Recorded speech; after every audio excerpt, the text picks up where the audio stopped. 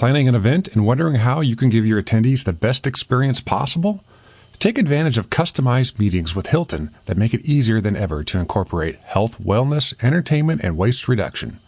From yoga and yogurt morning starts to puppies and ice cream afternoon breaks, Hilton will help you build an extraordinary meeting that attendees will remember. To book your next meeting or event, go to meetings.hilton.com. That's meetings.hilton.com. Are you a follower? Okay, so we're gonna be Welcome to GatherGeeks, a podcast by BizBash, the place where people passionate about meetings and events come together. Here are your hosts, BizBash CEO David Adler and Editor-in-Chief Beth Kormanik. Hi, David. Hey, Beth. Here we are, another GatherGeeks. Today, our guest is Amanda Slavin. She's the founder and CEO of CatalystCreativ, the experiential marketing agency, which is funded by Zappos CEO Tony Hsieh as part of the Downtown Project, develops strategy and campaigns deeply focused on engagement and has developed expertise in targeting millennials and Gen Z. Its clients have included NPR, Global Citizen Fest, Life is Beautiful, Dell, Coca-Cola, the New York City Ballet, and Starwood Hotels. And the company was involved in the effort to bring an NFL franchise to Las Vegas. So we'll see that this fall. Slavin has been on our radar for a while. And in 2015, we named her a BizBash innovator, and she has also spoken at BizBash Live. One of the things the firm has done is to develop a theory of the 7 levels of engagement. And she came at this, I think, from a understanding of people that she gained through working in the venues industry, which we found really interesting. Yeah, no, I think that really, venues have to deal with people every day. It's a constant laboratory for making and seeing what works and what doesn't work. And in our conversation, we dig deep into her methodology and how it's used to bring people together. So let's get into it. Welcome to GatherGeeks, Amanda. Thank you. Excited to be here. You know, you've worked with a number of forward-looking brands, cities, and movements even, but you're also a former school teacher. And so I'm wondering, when did you realize the power of live events? So I've always kind of said that, a classroom is essentially an event, and that can really, any type of event is really when you're bringing people together and creating opportunities for meaningful conversation. I ended up, when I was 3 years old, I would pile my stuffed animals on the stairs every single day and sing Party for Friends on my piano. And my mom thought it was normal until speaking to other parents and realized that this was very specific to just my personality. But I've pretty much been creating experiences since I was 3 years old. And then that ended up really bringing me into first grade, where I was creating an opportunity for a snack exchange between my fellow students, bringing them all onto the table and making sure that I was facilitating conversation and that everyone was included. So I think it's always been ingrained in me to create this feeling of belonging, of inclusion, of connection, of community. And I think that's really the power of events, of experiential, of being able to, again, bring people outside of their comfort zone, and connect with each other in a way that's very tangible. Mm-hmm. And so how did you transition that into a career in events as opposed to snack exchanges and other type things? Yeah. So while I was getting my master's in curriculum and instruction, I actually was throwing events on the side. So I was throwing parties in my early 20s. And I was also interning at events companies. I was really kind of living these 2 lives. One, I loved children. I loved the inspiration of what it meant to, again, kind of convene a group of people and inspire them. But the education system was daunting to me in the way that I felt very restricted. And so I started to throw events on the side to make extra money because I was always good at it. And I ended up throwing events at Cellar Bar in the Bryant Park Hotel. This is aging me. And then I started throwing events at some of the strategic group properties, like Marquee and Tao. And then I started throwing events. And this was all, again, just on the side, really really promoting in a way, but more so bringing like 40, 50 people to a room and organizing the entire experience. And this was, again, while I was getting my master's. So by the time I ended up graduating in 2009 with my master's in education, it was a really horrible recession. And I ended up looking for jobs in the hospitality and marketing and events industry. And everyone that I would apply, even though people knew me, you know, from throwing these events on my own, they would say to me, you know, how could you do events when you were a teacher? Like, how does that actually relate? And what I would say is, you know, if I could sell math to a 6-year-old, I'm pretty sure I can sell an open bar package to Citibank. Right. And so I ended up working at a company called Page Hospitality Group.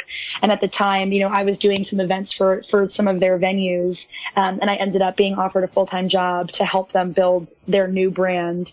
And so that was kind of how I parlayed my, you know, understanding of facilitation and connection and community into actual experiential. Can you go back 1 second to your days as a promoter? You were really a promoter. I was. What is the DNA of a promoter that made it so that you have that sort of special gene to get these people to come to these things? Like, there's something that I notice in all of these people that promote that becomes huge successes later in their life, but they all seem to start that way. Like, what is it? Yeah, I was fully a promoter. I should own that. It's kind of like, you know, when you go into a room and you have a confession, like, my name is Amanda and I was a promoter. I think hustle is probably, you know, the word that I think of when I think of promoters. And there's a lot of different types of promoters. You know, there's exclusivity promoters that are really focused on finding a specific look. It's almost like influencer promoting, if you will. And that was doing influencer marketing way before there was Instagram. My you know, kind of angle with promoting was a lot of people, just getting as many people as possible into the room. And so for me, it really was hustle. I needed money. It was important to me that I had cash so that I could pay for the things that I needed to and build my life. That was really the first. But the second was I really invited, you know, 3 times as many people, and I just followed up consistently with every single person I invited. And again, I really hustled. And at the time, I remember another promoter that had hired me said, you know, you should use Facebook and look at when people are having birthdays and reach out to them. And now that's so ubiquitous, but, you know, 10, 15 years ago, it wasn't. And so I would follow up with people, identify a need, then invite, you know, 3 times as many people that needed to come, and then just consistently follow up, text, call, you know, email, Facebook message, was the idea at the time to just for a party, just bringing people together to have a good time, or was there any deeper meaning to bringing people together? So interestingly enough, what I was getting paid to do was just bring people together to have a good time. But what I started doing was creating a meaning behind the experience, because I found that if there was an anchor moment, people would actually show up, as opposed to if I was just inviting a bunch of people to drink. What's an anchor moment? So I would define an anchor moment like, you know, it was a 21st birthday, or it was an anniversary, or it was a graduation party, or, you know, it was a moment that was meaningful to that person. And so they would almost then become, you know, my secondary promoter in the fact that they would be inviting, I call it a co-curator in so many ways. And the fact that I was curating a group of people in the room. And then this person who had this meaningful moment was really curating the other half, or maybe even 3/4 of the room. So my people would be ancillary to the moment that I had kind of anchored with this person. And so then I started to actually throw parties. Like, I remember there was one girl who I was friendly with, but not best friends with, that I messaged on Facebook, and she wanted to have this like gold themed birthday party. And again, I was 21 years old. I had no event experience, but I remember, you know, going to like Party City and shopping for all these gold streamers and hats, and like really working with Cellar Bar to build out this gold experience that would, again, create this magical moment for her. So that's interesting, because you moved, I mean, a 21st birthday is a very social event. Obviously, you're bringing people together. It's social, but you made a shift at some point to having more meaning behind your events. What was that moment in which you made that shift, and why was that important in how you thought about things? So, you know, from promoting, I ended up being the director of marketing and events at Page Group, and I helped build the brand, the Ainsworth. And the Ainsworth was, you know, the most popular sports bar in America for years. There's now multiple properties all over the country. And that was, you know, promoting was really just a way to make ends meet. When I got my full-time role, I really threw myself fervently into building this brand. But what I ended up finding was that, I was a teacher, as I mentioned, and I watched myself have a meaningful impact on children's lives. And then I kind of switched completely and ended up really deep in just traditional events, which are wonderful. But I found that there was a disconnect for me. And that disconnect was I wrote my thesis on something called the 7 levels of engagement. So I developed a methodology that would be able to measure engagement, and I use that in my understanding of education and, again, of inspiring children. And then I use that to build the Ainsworth. It's kind of in the fabric of who I am. I use that to be able to build an extremely strong brand. What were some of the metrics? So that might be a whole other podcast, but I can certainly talk about it. Just pick a couple and so we get a sense of what you're talking about when you say metrics of engagement. So the most people, when they think of engagement traditionally now, they think of likes and comments.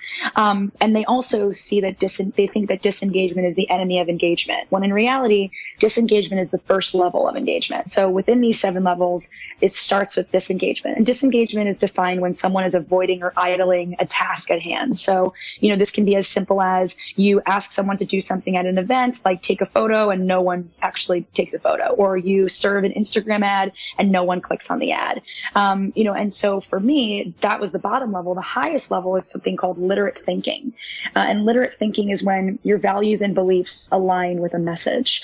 And so in that regard, what we ended up creating with the Ainsworth was this brand that really appealed to a lot of different people. And what would happen is that, people would get frustrated. That's another level of engagement, frustrated engagement, when they would try to come into the Ainsworth and they would get turned away. Or they would try to throw their event there and they wouldn't be able to because it was so busy and so packed at first. So I actually created a strategy where I would first just myself, and then I would build out, a team that would follow up with every single person that ever came to the Ainsworth, ask them how their experience was. And then if they wrote a scathing email or were very frustrated, I would actually respond to them in a way that was, you're being seen, you're heard. Let me kind of cater to you in a completely different way and push you up into a higher level of engagement. So instead of this frustrated level, or instead of disengagement, let me kind of increase your levels of engagement by making you feel a part of this experience. And I haven't really answered your initial question, which is when I created experiences with meaning and intention. In the middle of the Ainsworth of applying these levels of engagement, I started to miss the inspirational and educational elements of being a teacher, of really kind of changing behavior, changing culture, changing the way people think about themselves, each other, and the world. And so I started to kind of experiment with different experiences outside of my full-time job on vacation days, which I can go into shortly if you would want more information. But that parlayed into me starting CatalystCreativ. And CatalystCreativ's intention is to design experiences that, increase engagement, but really to inspire and educate. So that was kind of the lay of the land, if you will. When's the big event? Hilton is here for planners with their exclusive customized meetings. Become a wow maker and save time by letting Hilton help you present an extraordinary event, one that leads to memorable and meaningful connections. Visit meetings.hilton.com and let Hilton help you. I have a question going back to the Ainsworth strategy. So you set up this whole thing to raise the level of disengagement and all these different aspects. How do you scale it to train the other people in the organization to do the same thing? So that's the best question ever, because it has been integrated into me. So it's the fabric of who I am in terms of understanding these levels, because I've been doing it. And it's something that I'm really passionate about. I've always been good at it, but that gave me a framework to create successful metrics for myself.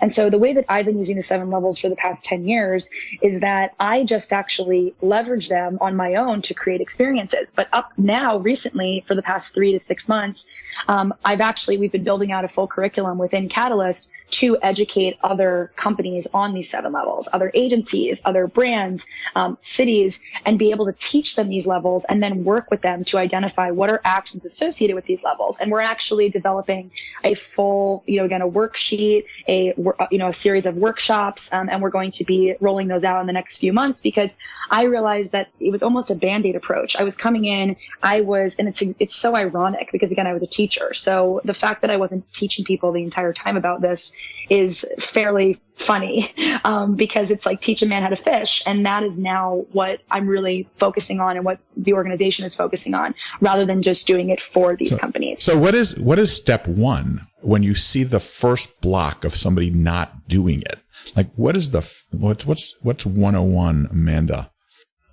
So 101 for me is understanding that there is a difference between disengagement and apathy. So like 101 is recognizing that when someone is disengaged, you can still have hope and you can still change them into someone who is engaged. Like, I'm going really, really, bottom level right now. The second thing that I would then say is most brands, talk about this seventh level as, again, they talk about Nike, they talk about Apple, they talk about these massive brands that have created these messages that resonate emotionally with people. And in that same regard, I would like people to know that it's not that easy. There's actually, 6 levels below the 7th level, below the level that's around literate thinking, when your emotions and values can align with a message, that you need to be able to ensure before actually reaching that 7th level. And when it comes to actually, okay, what can brands do? How can they start working on this? How can they figure it out? That's where we're going to have a worksheet where it very, very specifically describes what each level means, what is a sample action for each level, and then how can an organization actually identify an action for their own organization and for their own goals, and then how can they use that to actually create a framework for year planning or quarterly planning, or even, again, working with their other agencies. Let's also clarify that we started this in the context of a venue. But now you're talking about any brand. This does not have to be a venue. This can be any corporate brand or anyone that wants to boost engagement, right? Correct. And we're not just talking about social media as well, right? Correct. Okay. So that is a very, very important point. So the way that people look at engagement now are really kind of two, in my mind, they put them into 2 buckets. People talk about employee engagement and they talk about digital engagement, likes and comments. When I was focusing on engagement, I was actually focusing on the physical engagement, what it looks like to see a person engaged in a physical space. However, throughout using these levels in different parts of my life with different organizations in different forums, I have found that these levels can translate to internal actions, to events, to digital. It can really apply to any part of the experience with human beings. And this, to me, what is so groundbreaking about this is it creates a commonality, a common language between all of the different people that are focusing on engagement so that we can have a shared conversation. Can you go back a little bit and talk about, I understand you talk about the 7th level is Apple, and that's sort of the highest level of I call it a parasocial relationship. Mm-hmm. How does a company, how does a brand, how does a venue, how does anyone get from the disengagement to level 1? And what does that look like in practical terms? Mm-hmm. So I will just kind of name the levels and I will give a short description of each. Okay. Is that helpful? Sure. Is that okay? Sure. Okay, good. Okay. So, disengagement, as I mentioned, is when you're avoiding or idling a task. An associated action that I would describe is when you're 6 years old. I like to use that because we were all 1-6.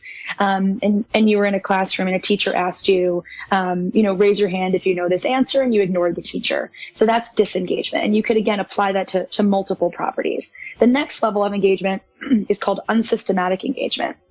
Unsystematic engagement is when you're confused by messaging. So unsystematic engagement is this idea of, using too much jargon. Marketers know this firsthand. In the same token, in school, it's essentially a teacher kind of talking over your head if you don't understand even the question she's asking. And you end up losing a lot of customers in this phase. The third level is frustrated engagement. Frustrated engagement is when you're trying to connect with a brand or connect with a message, but you end up getting distracted in the process, which is pretty much most of social media. And the bottom 3 levels, in a certain respect, are really the most important, because if you're not ensuring that these bottom levels are being done properly, you really can't increase engagement. You have to make sure that you're doing each one of these on a consistent basis to keep your audience, quote unquote, engaged before you can even move them up in the scale. So those are the bottom 3 levels. The next levels, 4 and 5. 4 is structure dependent engagement. Structure dependent engagement is when it's instruction based. Comment below, like this post, go, email me back, respond to this message. It's very instruction based. And again, this to me is really what social media is. That's kind of the way that we measure engagement now, is in this 4th level. The 5th level is self-regulated interest. And this to me is influencer marketing, partnership marketing. A lot of the times when a brand is doing an experience with an integrated partner, I might be going because of that partner, because of that celebrity. It's my interest. It's piquing my interest, but it's still not actually allowing for me to be emotionally connected to the brand unless it's a very strong, cohesive partnership. So then these 2 levels in the middle are really this opportunity to continually attract customers. So in the beginning, it's just this matter of you need to make sure this is your bottom line. This is your foundation. Now this is horizontal marketing. These are campaigns. These are ways, and I'm using this all in marketing, but I can do the same thing internally in organization. And then the top 2 levels, 6 is critical engagement, which is when a brand or a message is inspiring you to set goals and transform your own life. And that really, I use the campaign REI's Opt Outside campaign, which is a campaign all around changing the way that people shop, going outside instead of shopping on Black Friday. And then the 7th level is literate thinking, personal values and beliefs. So in order to know how to actually get from 1 to 7, it's so nuanced. It's not as simple as do a social media campaign, use paid targeting, create an event. You can actually identify an action per level, and you can say, okay, now, if I have 60% of my customers in disengagement, how am I going to increase that? I'm going to be on the right platforms. I'm going to ensure that I'm speaking to them properly. I'm going to be ensuring that I am actually talking to the right people. And so it's a really nuanced approach to engagement that I think can actually change the way people are looking at how hard it is to engage customers and the effort and energy they put into engagement. Can an event be used at any level for whatever strategy you need to achieve that level of accomplishment, or not? Yeah, so I think that in order to have an event, you really have to know. Well, so yes, it can, but the bottom 3 levels have to be mastered before I think anybody should have an event. Mm-hmm. Like, you should be talking to the right people. You should be knowing where those people are. You should be creating an experience that's related to them, and also that they understand so that they actually even attend the event. But you could actually break out an event and these actions based on the level. So what I just said was like, is the invitation, communicated properly? Are we inviting the right people? Where are we having the event for these people? Then the actual event itself can really be, all of these can be integrated into it. So for structure dependent engagement, it can be, again, we're having an event, comment below if you want to have win a free trip to this event. Then with the self-regulated interest level, you can say, okay, we're going to be having these influencers and these partners to be able to pique interest. Then with the critical engagement around setting goals to transform your own life, you can do a photo booth that's asking people to share, what inspired them based on this experience. And at that highest level, you can have a digital wall that's telling people's personal stories that align with the brand's message. So it's actually more, the way that I think about it is you take an event and then you segment out the event based on these levels, and then you ensure that you're almost like checking off each level so that the event is unbelievably successful. The last thing I'll say though is you could essentially just create events at the 7th level, but it has to be to the audience that's already deeply engaged. If you try to throw an experience about the ingredients in your product to a basic customer that has never heard of you, that to me is a very complex message that you're trying to get across. And if you introduce it too early and you don't build that relationship with the person in a natural way, just as like you wouldn't ask someone to marry you if you never went on a first date with them. That to me is that natural progression of treating human beings like humans. And that's where an event can be broken up and aligned with these levels. Okay. So let's talk about a specific example, one that I think you were alluding to actually just now, the Global Citizen Festival, which you helped to produce. So describe that festival for our listeners who may not be familiar with it and how it specifically engages with the attendees there. Yes. So Global Citizen Festival is an unbelievable festival that happens in Central Park every year. It's 100,000 guests. They share content and sign petitions all around ending global poverty in order to actually attend the experience. So the tickets are quote unquote free, but rather than asking for your money, they're really asking for your time and your commitment. And in that process, it ends up changing behavior. And I ended up being, involved very early. I produced the first year when it was really off, just coming off the ground. Now it's this massive experience that I'm on the board. I'm lucky to be on the board, but the production team is way bigger than just me. But in that same regard, the way that Global Citizen works is it really touches upon, in my mind, these two top levels in a tremendous way. Level 6, it's changing the way that people are thinking about their own lives. So by actually, let me backtrack. I'll even go one step further. So level 4, they're asking for specific campaigns to introduce what they're talking about based on offering tickets. So they're saying, comment below or, follow us at Global Citizen or sign up for our newsletter in order to kind of be brought into the Global Citizen network. So that would be, again, that's structure dependent. It's instruction based. Then they're focusing on self-regulated interest in the way that they have all these different tickets that they're offering and that they're donating in order to be able to pique people's interests based on influencers and partnerships that align with these individuals' passions. So then from there, they go to that next level, critical engagement, and they are asking people to read articles, to watch videos, to volunteer, to change the way that they're actually approaching their own life. And then that highest level, the personal values and beliefs, is they're telling personal stories, personal narratives, and they're asking people to build this movement with them with the intention to end global poverty. And so in order to have done those top levels, they've been spending years on the bottom levels. Who are they talking to? How are they talking to them? How are they consistently using the right messaging, testing their messaging? And that's something that they're doing on a consistent basis so that they can continue to stay at those higher levels. So on the first 3 levels, what are the actual tactical things that they're doing? If they're not hosting events, let's say. Yep. So in disengagement, what I would say is that, this is for any brand, but for Global Citizen, this disengagement, they're ensuring that they're on the right channels. So I'm talking digitally in this regard, but they're on the right channels. So who is their audience and where are they, so that they're not avoiding or idling the task at hand, i.e. if they're, promoting a campaign, are they serving an ad? Are they trying to reach, more potential global citizens? They need to ensure that they're on the right platforms, using the right messaging, talking to the right person. That's that first tactical. Where are we and what are we saying? That's the first disengagement.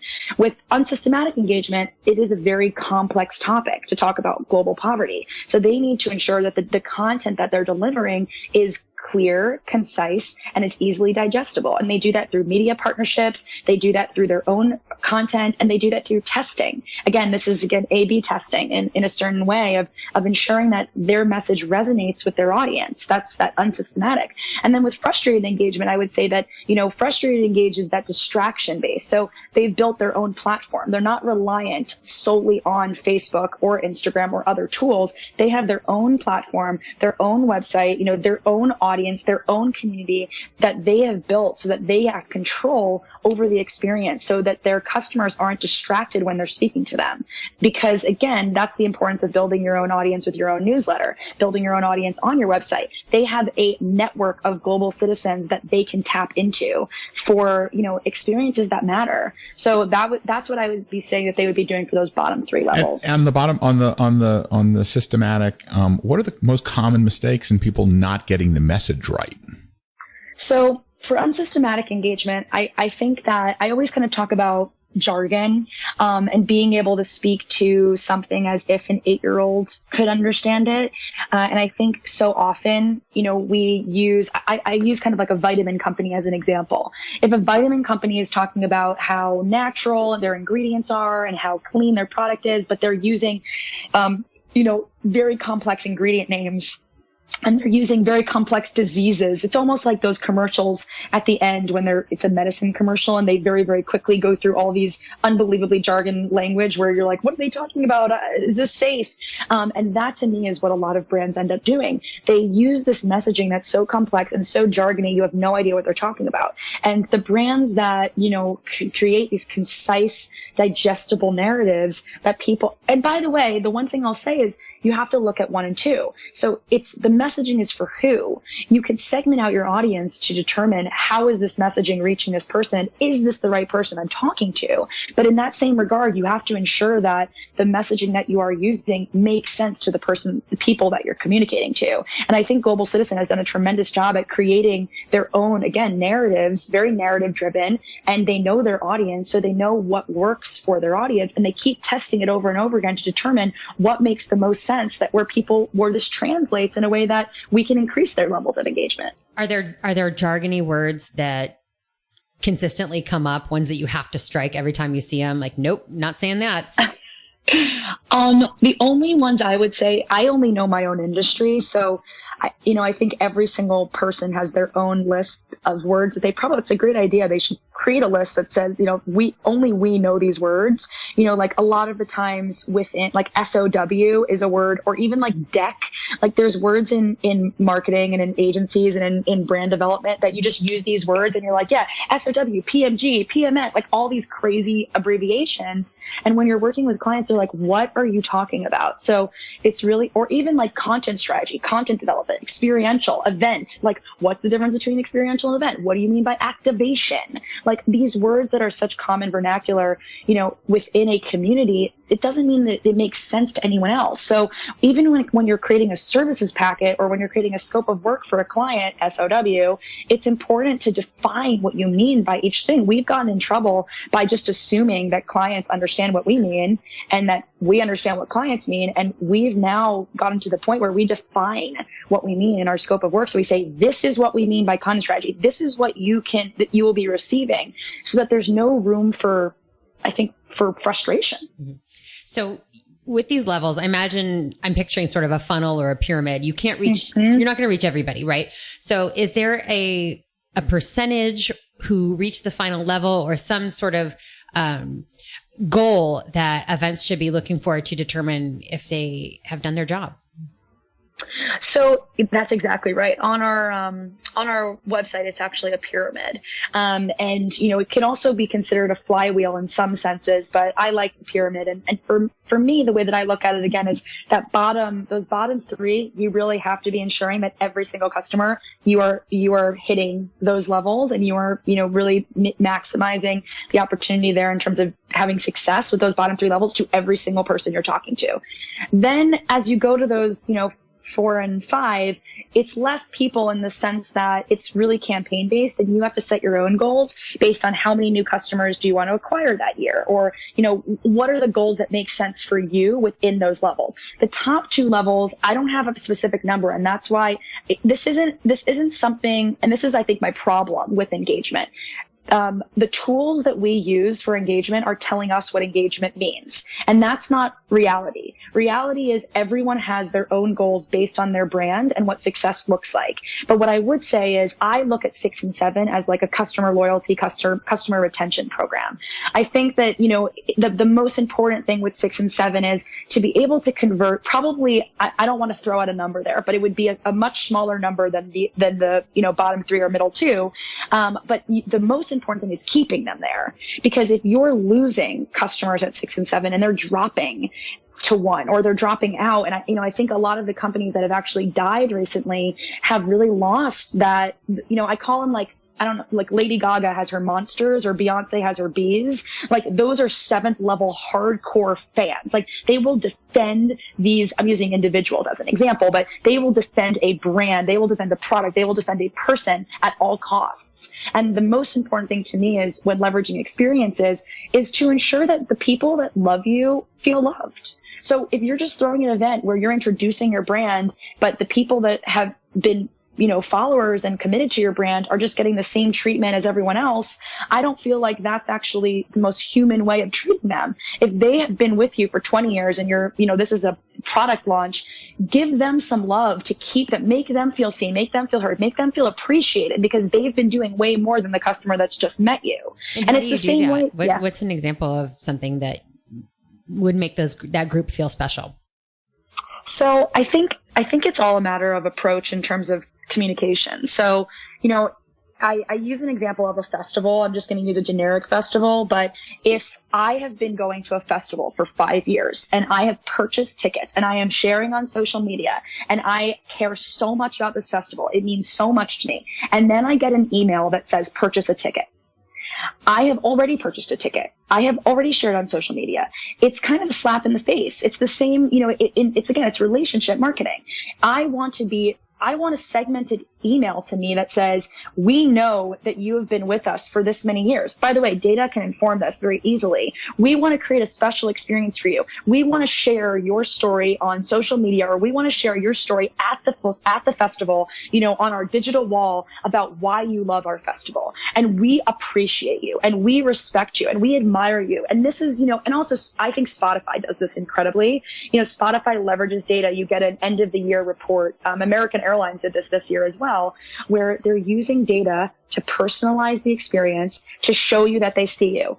And this is very nuanced because data can freak people out, like, Big Brother. But I think if you can leverage the data and you can say, like, we hear you, we see you, you are appreciated, and then that can manifest at an event so that they feel a part of the experience from the beginning, I believe that is a way that you can really keep your 7th level at the 7th level. Interesting. So shifting gears a little bit, you, one of the things you specialize in is engaging millennials and Gen Z. So we've all heard that these generations, they value experiences, not things. You have to be authentic with them. But what is not getting through about reaching those audiences, or what might surprise our listeners, as an insight into how to program events for these groups? So I am an old millennial. My students, my middle schoolers were millennials, and my first graders were Gen Zers. And, the thing that I learned from being a teacher to these millennial kids who are in middle school, there were 2 moments that I like to share because they're so translatable to what millennials are like. And, what happened was there was a situation where I was reading a book. I wanted to get to know them more. And I was reading a book, that they were reading because they thought I was like very uncool. And I needed to try to kind of connect with them. And so I started reading this book, and all my friends were making fun of me. Again, I was in my master's year, and they were like, you're such a loser. You're reading these middle school books. Like, what's wrong with you? And it ended up being Twilight, and they knew about Twilight before Twilight became a thing. I was going to guess that when you were alluding to it. Okay, go ahead. Yes. And then the other experience that happened was they were going to a mall to see this kind of up and coming star. And I was like, oh, what are you doing this weekend? They're like, oh, we're going to this mall and we're seeing this kid, and he's like supposed to be great. We saw him on YouTube, and it was Justin Bieber. So I almost say that millennials are like, the insider trading of marketing in the way that they kind of create, like, selfie is in the dictionary. Like, millennials are creating new culture because there's so many of us, and we've had these tools that to be able to kind of share what we think from a very young age. And again, I'm on the old side, but younger millennials have been using, I say, like, we should almost get rid of the word consumer. There's no such thing as a consumer anymore. Everyone's a creator. And millennials, again, are leveraging these tools to share their voice. And so in that regard, if you're there's a statistic in terms of ad blocking, and millennials, I don't want to misshare, but it's an unbelievably high percentage in terms of how many millennials are ad blocking, because this has been a part of the culture from the beginning. They've been on digital tools since a very young age. And so with millennials, and when it comes to experience, again, they need a way to share. And this is like, duh, everyone knows that. But if you think about it from the 7th level approach, they need to feel that their personal values and beliefs can align with a message. They need to feel like they can Instagram, they can post, they can share, and there's unbelievable statistics regarding millennials experience an event actually through their phones. Like I'm older. So when I go to an event, I don't actually use my phone. I'm like there for the event. But the way that millennials are actually experiencing the event is by using their phones. That's a part of the event. That's a part of the experience. So if you don't have ways of really creative opportunities for these creators to create, it's not going to work. That's why Refinery, 29 Rooms works so well, the Museum of Ice Cream, all of these experiences that are allowing for millennials to share their thoughts, feelings, and perspectives is key. With Generation Z, and again, there's 80 million millennials. It's so segmented. I can't say this is every single millennial, but these are generally through the research and as well as through my own personal experiences. With Generation Z, I say it's a little bit more nuanced in the regard that Generation Z really needs to see that whatever they're doing is of value and can make a significant change. So as opposed to millennials it's about sharing, it's really also kind of about building their own brand. I have found with Generation Z, and I just use the example of March for Our Lives, these kids, they have grown up even since they were born with these digital tools. And so it's almost like a slacktivism mentality where they want it to go one step further. Slacktivism in the sense that they don't want it to just be, okay, I'm just sharing this message. They want to create movements. They want to be in companies. They want to have jobs by the time they're like 16. They want to create their own reality. And so with Generation Z, I think it's actually one step further than millennials, which is, create opportunities to develop content, to have them share their voice. Generation Z is really making sure that they feel heard and valued, that they are a part of building out something. So in my mind, it's actually before even the event occurs, being able to ask Generation Zers, what do you want to see? And then really ensuring that you're going to be able to deliver, because I think they've seen so many brands say all these different things and then not necessarily follow through with them. And if they don't support a brand's message, and this is really, again, making the world a better place. But if a brand's saying we stand for this and then Generation Zers are saying they don't, they will go on social media and try to actually take that company out of business. Very similarly with March for Our Lives. They essentially, in a good way, emotionally bullied brands into doing what they felt was right. And I think that that's something they're really a force to be reckoned with. And I think that brands need to understand that, again, they need to really listen. What happens when that happens? Like, what does a brand do? So I think that a brand, when I say like intentional marketing or purposeful marketing, I don't mean charity work. I don't mean like, okay, every brand has to be Patagonia, which is obviously an incredible brand. But I mean that a brand has to stand for something. I think that now that people are considering themselves brands, which is a whole other conversation regarding, having their own Instagram page in the way that they kind of create their own brand narrative for themselves as a person, they're kind of looking for brands to act more like people, act like more like humans.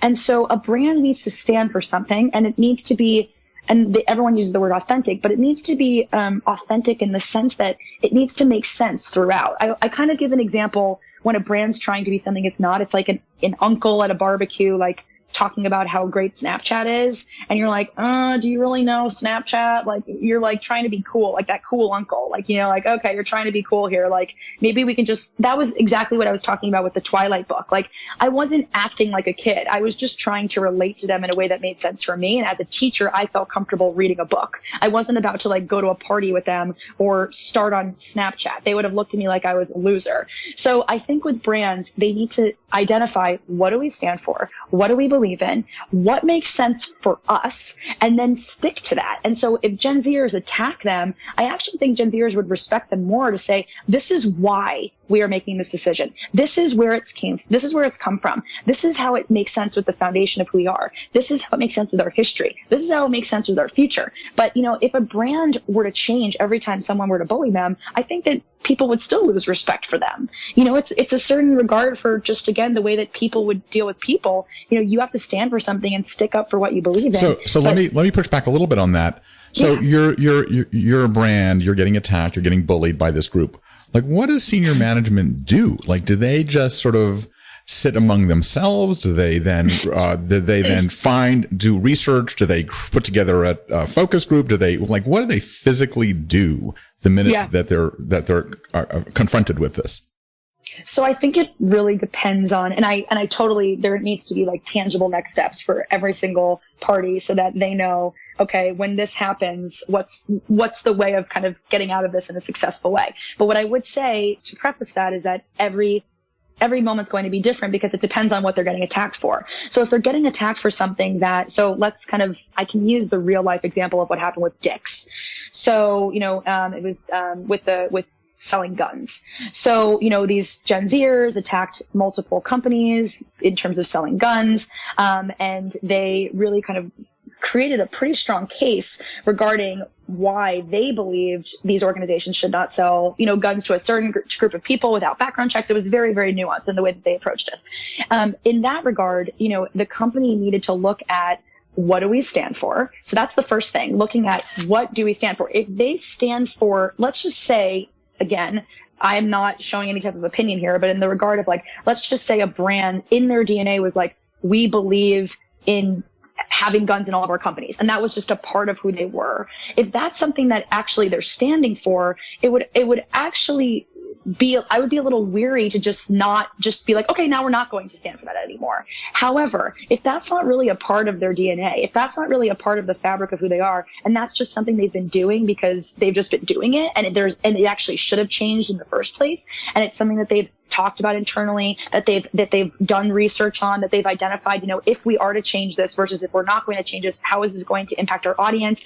In that regard, it depends on what is the argument, how is it impacting the organization, how is it aligned with the organization's messaging? So that's the questions to ask.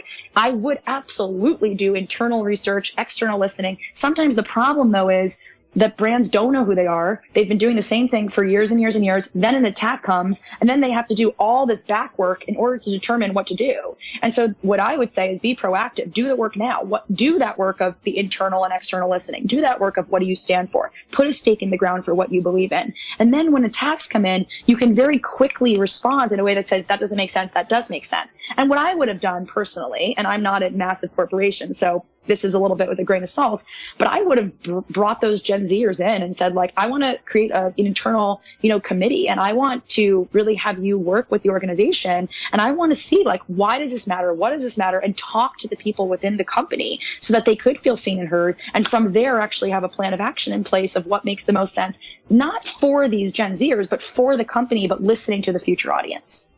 Sounds very interesting. I can talk about this forever. Well, me too. Shifting gears a little bit, I wanted to make sure that before we finish, we talk about Las Vegas. It's a city that you have been deeply involved in, both from, working on the Life is Beautiful festival and all of the redevelopment of downtown, and most recently working on the project to bring the Raiders to the NFL team, the Raiders, to Las Vegas. So I would like to hear more about how you got involved in that and how Las Vegas has kind of been this almost like a lab for growing a community and using events to do so. Yes, Las Vegas. So Las Vegas was not a place that, from my 7th level approach, ever aligned with my personal values and beliefs. My whole family's from the East Coast, from New York. And, I ended up meeting Tony Hsieh, the CEO of Zappos, at a conference that I was actually working. As I mentioned, I was kind of doing all these impactful experiences on my vacation time when I had my full-time job with the Ainsworth. And one of those experiences was a conference where I met Tony. And Tony invited a few people out to downtown Vegas, and, I was one of them. And I ended up visiting the experience before it really was developed. And I heard from multiple people that were building there. And the vision was really around kind of innovation, education, entrepreneurship, creativity, creating this experience, and, experience being the word, but with a city. And to me, again, with my education background, and also there was new restaurants popping up. So it was my education background, my hospitality background, my festival background, everything kind of came to fruition where I was like, oh, wow, this is a natural step for me because I've already done all these different things. And now it's really being able to approach a city in that regard. And so, Tony always talks about Las Vegas. He uses the reference of the 4-minute mile, that no one had run a 4-minute mile and then someone did. And then that year that the person ran the 4-minute mile, more people ran the 4-minute mile than ever before. And it was this change in psychology that once people realized that it was possible, they also changed the way that they thought about themselves. And so Tony would say, if this can happen in Las Vegas, this revitalization, Tony put $350 million of his own money into rebuilding downtown Vegas. If this can happen in Las Vegas, it can happen anywhere.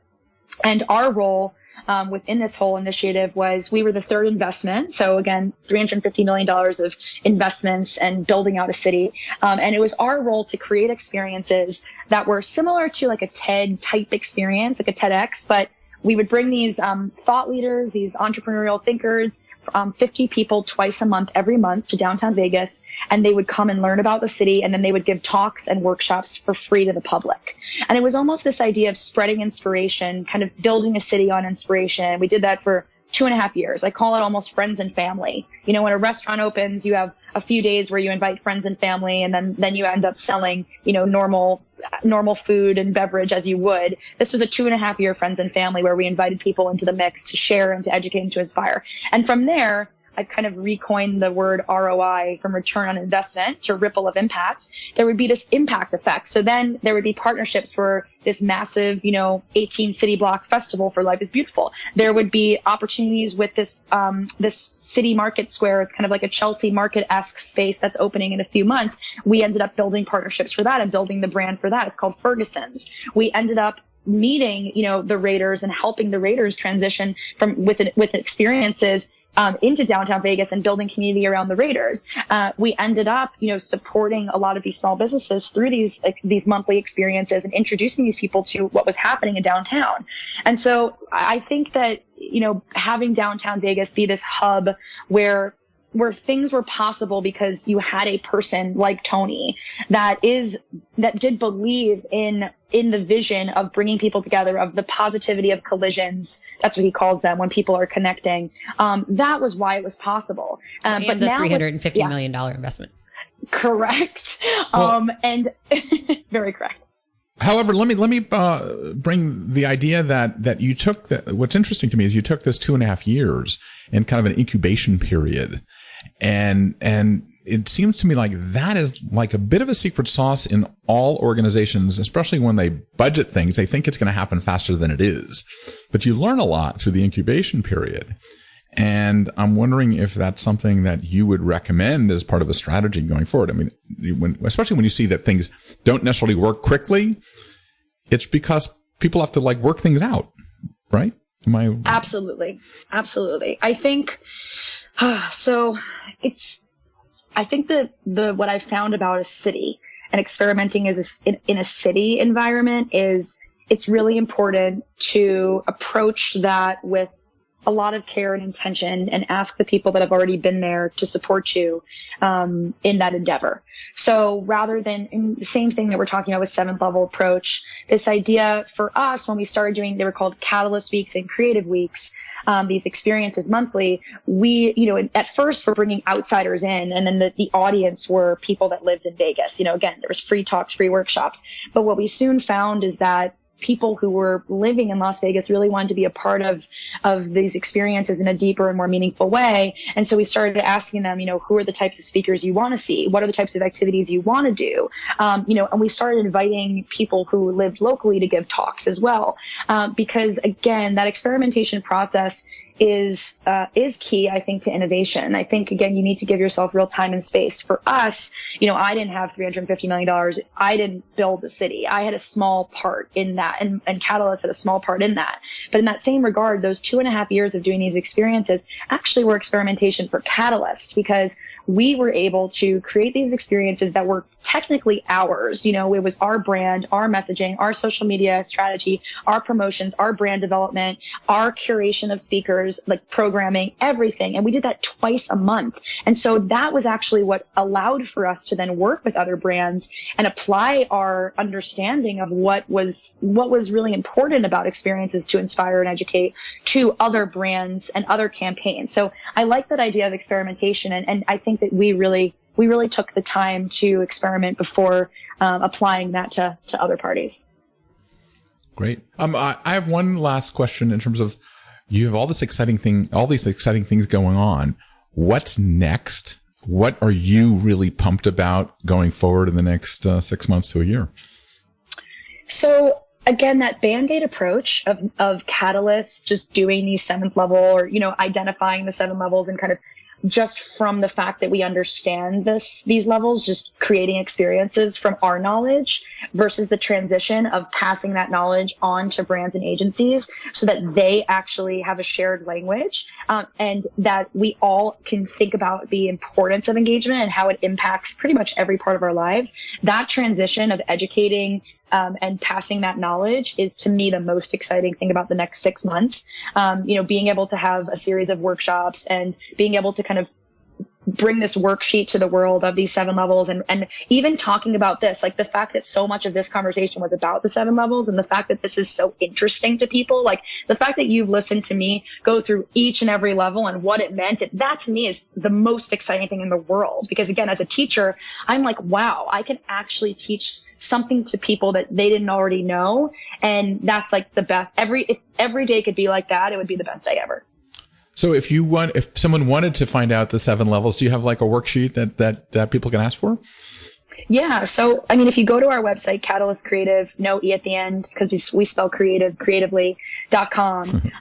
There's actually there's information about on our website under our services section, there's information about the 7 levels. And then if they follow us, on social media, sign up for our newsletter, then we will be releasing when that worksheet is coming out. And there will be tons of information in the next month about that. And they'll be able to find out more information then. Great. Thanks so much, Amanda, for joining us. Yeah, thanks, Amanda. Thank you. So, David, we just heard a framework for how to speak to your audience at every level of engagement. And it's a question of, is this audience ready for your ultimate high level message, right? Because that's where you want to get them to eventually. And if you want to get there, you really have to seed the way. And it's intuitive. It almost seems obvious. But you know, not everyone understands that. So we hope we delivered some of that, to our listeners today. Yeah, no, I think it really was smart thinking and smart strategy. And the idea that maybe you shouldn't even do an event. You know, it should be at the right moment to make people hear at the proper time. Mm-hmm. And with her history, it's so interesting. I mean, she had the school teacher experience, which got her thinking about delivering information. But it's also not uncommon for people in the event industry to follow this career path from party promotion to then move into this strategy and really thinking about things on that 10,000 foot level for brands, or that 40,000 foot level. And it's funny. I loved her comment, like, I'll own that. I was a party promoter. You know, it's kind of like proto-influencer marketing in a way, because you're trying to get the right people in the room, or simply a lot of people in the room. So I don't think it's anything to be ashamed of. It really, I think forms your thinking. And the triumvirate of the teaching actually added a whole nother twist. When you think about it, isn't a classroom a bit of a party promotion too, in some ways? Because you have to keep them like entertained all the time. It's true. And motivated to be there. Yeah. Great. So Beth, what is going on at BizBash? Well, we're coming into the last days of summer, and that means music festivals that have been happening all summer long. We have been covering them at BizBash. So from Lollapalooza to Panorama to Governor's Ball and more, you can check out our coverage of that, because so much thought and money goes into these brands who activate at festivals, and it's this key place and space to be. So we bring you the best of what we saw at these festivals. So check that out at bizbash.com. Great. So before we go, we want to thank our people that produce our event. Dave Nelson, who is our our day-to-day producer, our line producer, Claire Hoffman, who makes sure our content is appropriate for the podcast, and Rebecca Pappas, who gets it out there so you can listen. So thanks to them, and until next time, gather on. Yep, gather on. Thanks for listening to today's episode. If you like what you're hearing, be sure to subscribe to the podcast on iTunes or your favorite podcast app. We can be found on iTunes, Stitcher, SoundCloud, Player FM, Google Play, and Pocket Cast. Be sure to leave us a rating and review. It helps others discover the GatherGeeks podcast. We'd also love to hear from you. You can leave feedback on Twitter at GatherGeeks or leave us an email, gathergeeks@bizbash.com. We hope you'll join us again for the next episode of GatherGeeks. Until then, gather on. A leader in event education, the Event Leadership Institute offers on-demand video classes, interviews with industry mavericks, and online instructor-led professional development courses taught by industry experts.